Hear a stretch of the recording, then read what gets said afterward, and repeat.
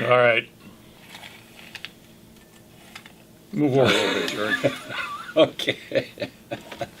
Jim? Hey there. Come here. Well, man, I need another couple of... That's Jim and me. You're only half the distance. Hey, I'm a doctor. We don't get sick. Oh, wow.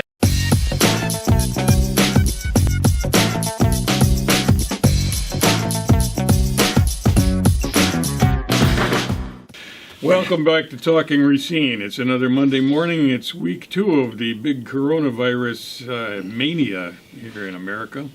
You got your toilet paper? And around the world, yeah. You got your toilet paper. Toilet paper George here. Yeah, George T.P. Myers. And hand cleaner Jim. Yeah, okay. Jim Purell. Yeah. I'm Dr. Youre, your host. But it is a serious issue, and it remains such. And I read an article this morning. I shared it with you guys. And there are situations where it speaks to the seriousness of the situation. There's a gal that is 50 years old, and she is a nurse practitioner out in Colorado. She was on vacation. As she was coming home, she didn't feel particularly great, but she was from still Hawaii, functioning. right? Yeah, she had been over to Hawaii. Yeah. And, she's jogging, she's doing all this stuff. And then she started developing symptoms, and they figure it was at least 2 weeks into having the infection that she really came down with a sickness. So all of this social distancing, is that what they call it? Yeah. It does have a role. It's not necessarily that you need to be afraid if you go out and talk to somebody within 6 feet that you're going to die the next morning. But you could be carrying the virus, and you could give it to somebody who's very vulnerable. So the whole idea is to keep yourself clean, keep your hands clean, your body clean, and stay away from I think that's good advice. Just My stay problem away comes from when the others. government steps in and starts slamming us out of our house and say you can lock the door, stay in the house, and close down your businesses and stuff like that. I think if you take information like that. Yeah. And if it's a free country, you take it and you use it and then go about your life in a rational way. And there's some simple things that you can do. Absolutely. I mean, we were talking about it before, and there's things that I've been hearing consistently that I give credibility to. And one is to drink warm fluids. Coffee, tea. This virus just caves warm into water. Warmth. Yeah. I mean, Doesn't sound real dangerous to me, but... Well, it is, but I mean, there are ways of dealing with it and preventing yeah. it. And if you just drink some warm or hot fluid once every hour. That's what I've heard. I went and took a long sauna the other day. That's good, and then you get that warm air coming into your respiratory system. And if you have viruses in your nose or in your mouth, the heat does have a tendency to kill them. It increases your odds. I don't know that this is something that I would tell you that you can depend on to prevent getting it, but it does increase your odds of not getting it. So why not do a few of these simple things? Well, and also you might even possibly kind of, if it gets down to a real low level in your body, you start to build up immunity to it, where you start body's fighting back and wins a couple battles. I think that's if the way you win, work. yeah. But I mean, if you're compromised, if your immune system isn't strong, I mean, then you're up the creek. Well, and I think that's the big danger is Yeah. when somebody's mingling with persons that have somewhat of compromised immune systems, it's probably not good. And use common sense. I mean, a lot of it's common sense. And I think one of the things that kind of got me as I was going through the news channels, and they got the death roster. How many are dying here and how many died here. Like that debt, like that thing where you show the national debt going on. And I'm like, to me that's fear mongering. Bring out the health issues, wash your hands, do these things, and to me, there's a lot more going on behind the scenes that I think they're taking advantage of this to a certain degree. Well, that's always the case. I mean, war is another example, but I mean, anytime there's a national crisis like this, where people are very upset and very vulnerable emotionally, there's always going to be somebody that's going to try and take advantage of the situation, try to exploit it, and this is no different. It's going to happen. I mean, you mentioned last week how much money has changed hands just in the stock market. I mean, anytime it goes down, there are people that make money having it go down. Well, there are people that make money having it go up. We're finding that now. We're finding that out now. Where we saw that people are, had prior knowledge and that have actually cashed in. Yeah. You know, another example is after 9/11. Remember, we got the Patriot Act. Lost all kinds of rights there. Yep. Yeah. Kind of got shoved off in the corner. But guess what's rearing its ugly head now with coronavirus? Well, they just renewed The it. Patriot Act. You know how the Republicans and the Democrats and Trump are always like, they can't agree on anything, right? Time to renew the Patriot Act. Oh, man, yeah, they're all on there. board for Yeah, that. right. That's Yep. right. Yep. Start locking people up in their houses. You know, anytime you go towards loss of liberty, to me, that's a concern. In a free country, you're given a good data, get much good information as you can, and then you go out and you use that. And if somebody else wants to do something foolish, like these kids down in Florida, I don't like it. But if one of my grandkids was down there, you know, the big threat is the finger You'd pointing. probably call them up and ask them to bring some seashells. If you could get a nice conch shell. The finger pointing is, look at those kids. They're endangering their grandparents. Yeah. Well, that's what they're saying, because they're going to go visit their grandparents and they're going to kill their grandparents now. And I'm saying, wait a second. If I'm a grandparent that's got any responsibility, and I know my kid's been down to Florida, I might just say, well, come over and visit me next year or something like that. Or, yeah. They can take some responsibility Right. too. So Well, the bottom line is, it is a good idea to isolate yourself a little bit, interact with other people as little as you comfortably can. But now, what is this stuff about everybody's going to get a check for $1,000? I mean, we talked about this a little bit up in the kitchen. Yeah. How the hell are they going to do that? I mean, we got 330 million people, and everybody's going to get $1,000.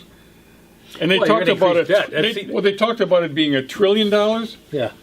well, if everybody gets 1,000, That's 330 billion. 3 billion. That's a third of $1 trillion. That's right. Where does the other two-thirds go? They were going to do it every month, and so in 3 months it's $1 trillion. And at the end of okay. the year, it's $4 trillion is what it would be, because that was the idea. Was going to be. Okay, so we're going to every close month to businesses, and we're going to get restrict $1,000. travel, and we're going to do certain things. And some of it, maybe it's good, maybe it's not. But we're going to take $1 trillion and then pay to have this.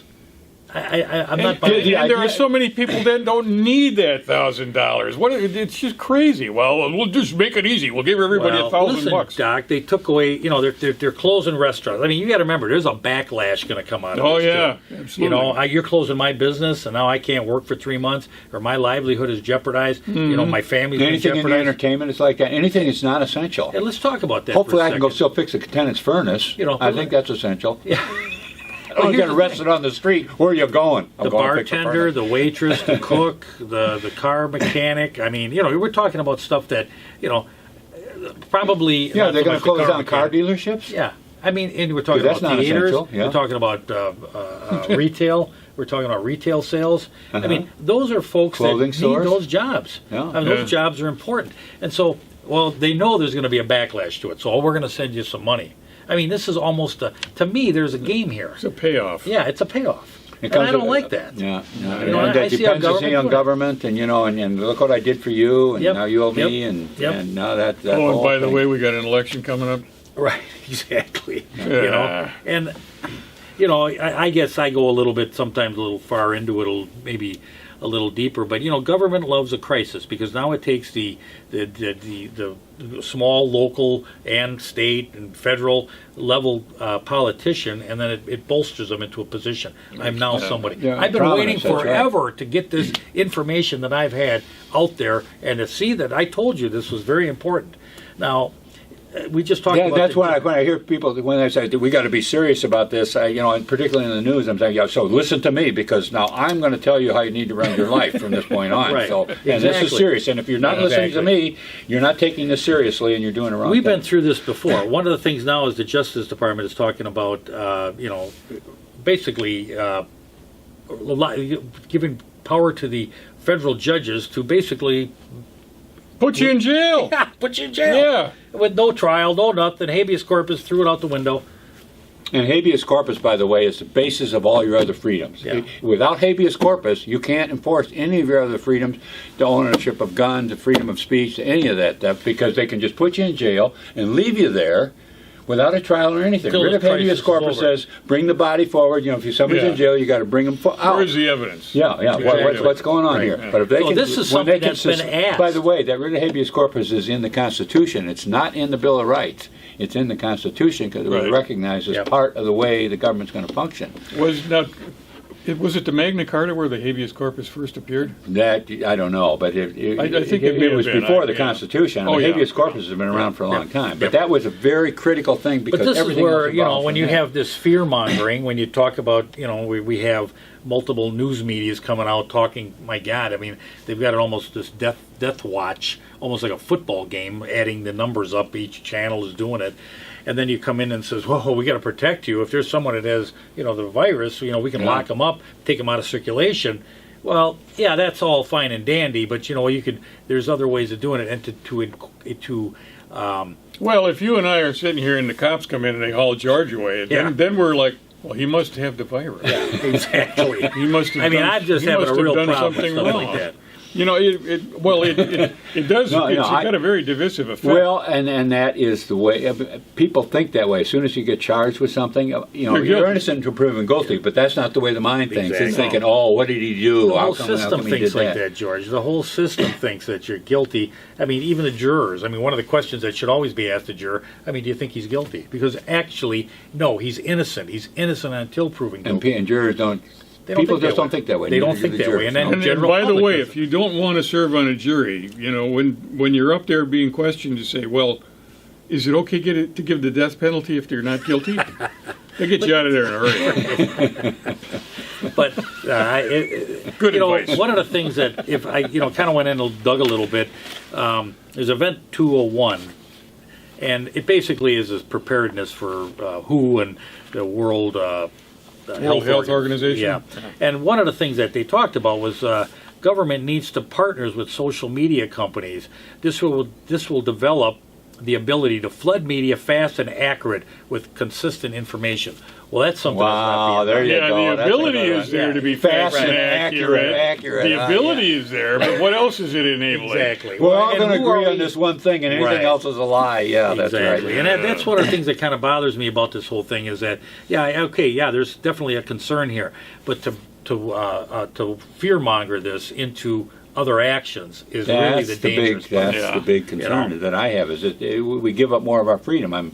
We just talked about the Patriot Act in 911, and now it's resurrecting with coronavirus. So it's that could be very, very that could be the ultimate worst outcome of this whole. Well, what about is the loss of freedom? all right, now let's just let's do the aftermath of this. All right, let's just say we get through this, and there was some, We're going to get through it. Yeah, I mean, we always we've get been through through these other viruses, hundreds of Right. people dying, and now we're what not even about close high to that tech yet. and big pharma hooking up together to say, George, you need a vaccination. You're up a few years on you. It's time you get a vaccination. Yeah, there you go. I mean, yeah. it's coming. And now, what's the perfect storm? You got high tech. We get 5G. We can watch out who you We got are. the news media telling you that Absolutely, the news this is what media people telling got to you. do. And now Yeah, we we'll got put a pharma. little chip in you when you get your vaccination. Exactly. So you can walk down the street check, and they'll yeah. know if you've had it or right. not. Yeah, but I'm telling you, it's a little bit more that I don't know. I think there's more to this. I think you're going to see pharma tying in with government to tie in vaccinations. Look what's happened. Look what happened with the coronavirus. I don't. It's not a big stretch. To see that coming. So how are you going to be? I think you're getting just a little bit No, paranoid, Jim, I think it's there. and it's probably a good idea. Well, yeah, it's not like it's never happened in the past or anything Right. like that. It's not paranoia if they are out to get you.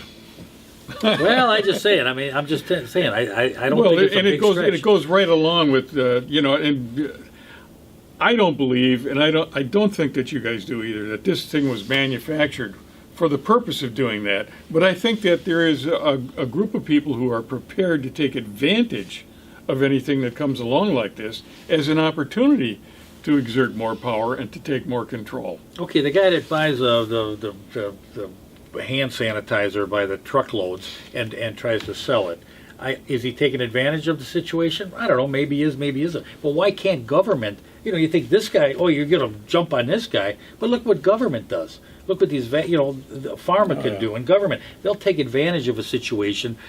Everybody's afraid. We can walk in there and we can take, take some liberties with freedoms. I mean, That's I exactly see it, it. yeah. I mean, I see I'm that. all in favor of taking liberties with freedoms. Yeah, How did you come up with a phrase like that? No, I was just talking. They're taking their liberties with our freedom. With our Yeah. freedom. I know. Yeah. I know. What Yeah. you're saying. No, it's and when I see, I have to laugh every time I think about the toilet paper shortage. No, It's not really a geez. shortage, but it's the shelves emptying.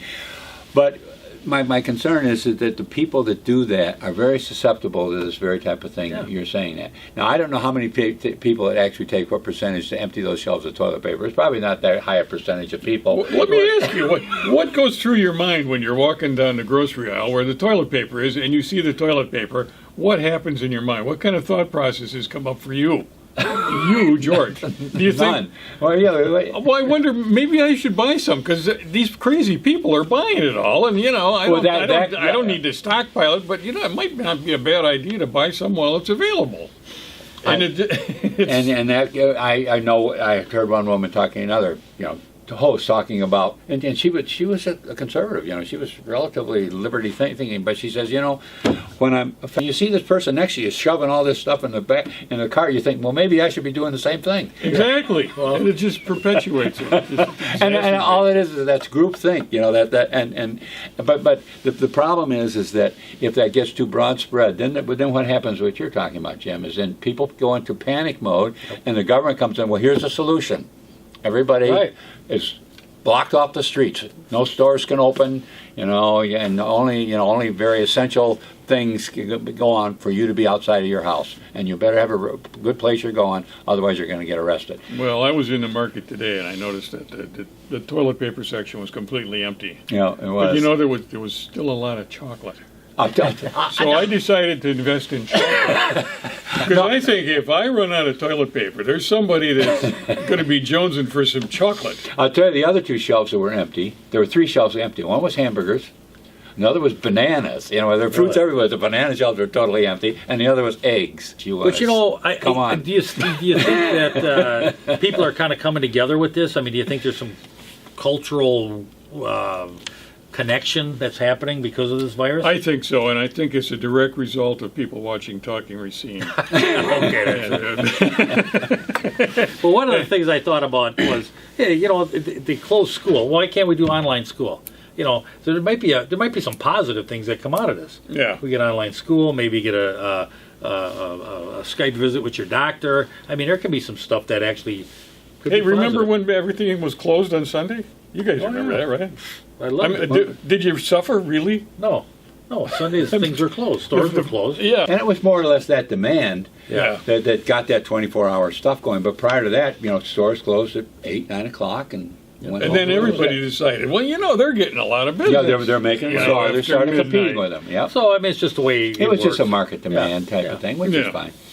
But But it won't kill you if it goes the other way. It just No. feels very inconvenient Yeah. because we're used to it, that's all.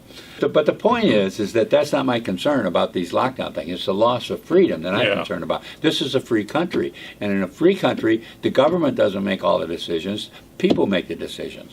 And when the more decision-making the government makes, the worse off you get. And we've seen that too many times throughout the world, throughout history, that I did get tired of making the argument. But the point is that I don't think he does, do you? No, he likes he's it. not Yeah. tired of it.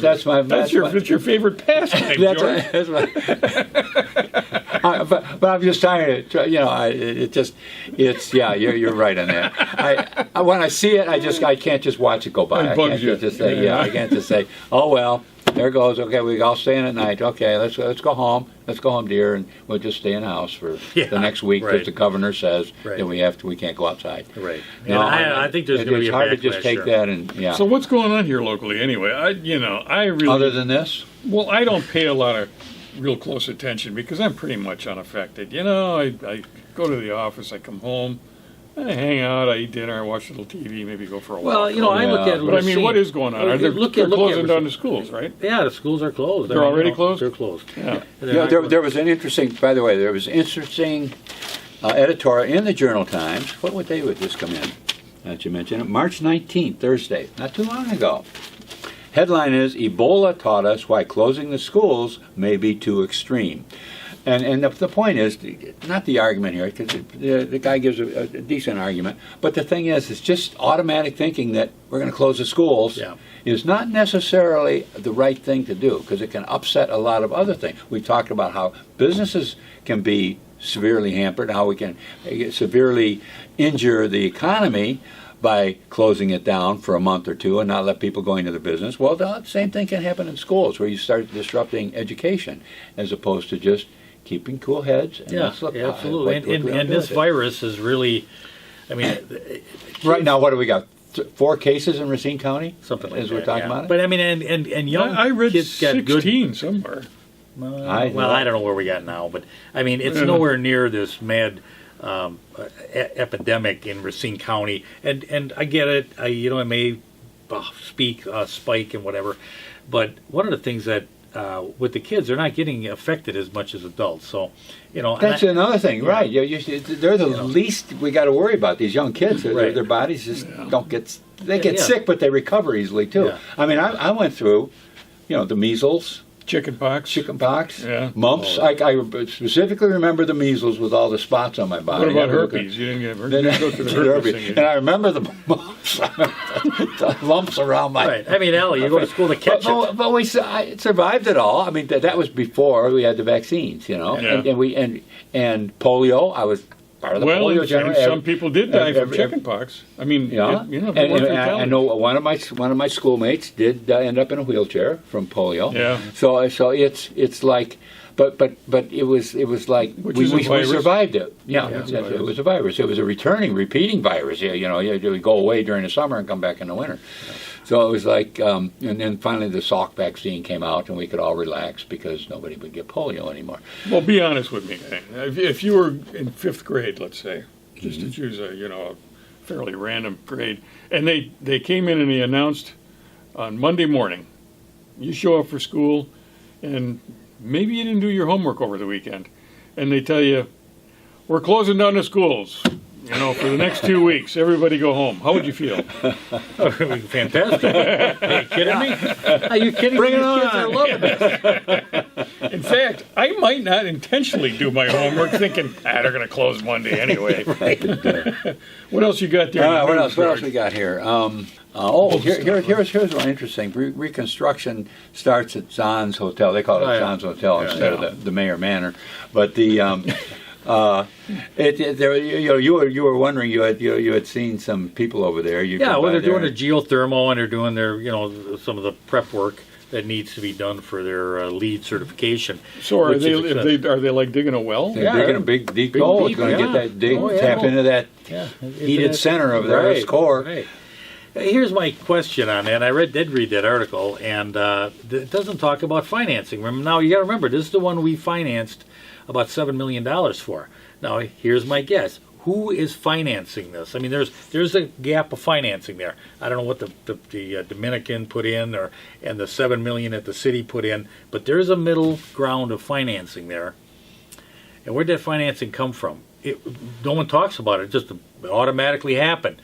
Where's the money from? Well, don't look at me. Yeah, well, don't worry. But that $7 million that we gave to this project, or lent so the city has an obligation to know where that financing come from. Apparently everything's fine, but nobody asks the question. The thing is, did that financing come from, my question is Johnson Bank. Now, is Johnson Bank utilizing this hotel for, and I mean rightfully so, for some of their corporate clients?